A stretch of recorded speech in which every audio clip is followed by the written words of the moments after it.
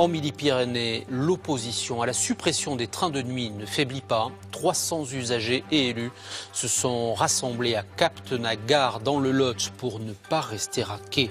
Et tout d'abord donc, la fin du train de nuit Rodez-Paris en semaine ne cesse de provoquer la grogne des usagers. Ils se sont rassemblés une nouvelle fois cet après-midi pour demander des comptes à la SNCF. Mathilde de Flaménil, Régis de Kecker.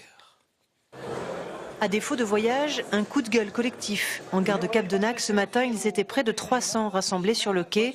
Élus, cheminots, usagers, tous dénoncent les menaces qui pèsent sur la seule ligne en direction de Paris.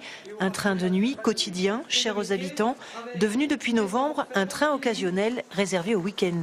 Ce train, nous on le veut tous les jours, il est primordial pour se rendre à Paris, c'est le seul train direct. Voilà, on continuera à se battre jusqu'au bout pour que le train persiste. Il faut le maintenir pour avoir un lien, disons, avec les grandes métropoles et tout ça. Les campagnes sont abandonnées, on abandonne tout le monde, quoi. Bientôt Capdenac, ce sera une ville de vieux. Hein. 2 liaisons par semaine au lieu de 7, un trafic au compte-gouttes justifié par des travaux sur le réseau.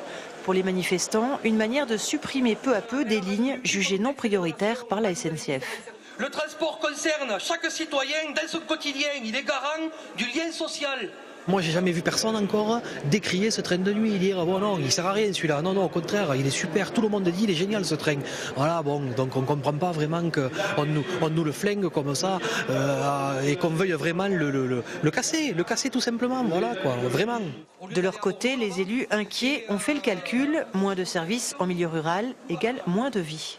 On sent bien qu'effectivement, au fur et à mesure que l'on délite le service public, c'est effectivement l'attractivité de nos territoires qui est mise en jeu et qui est mise en danger.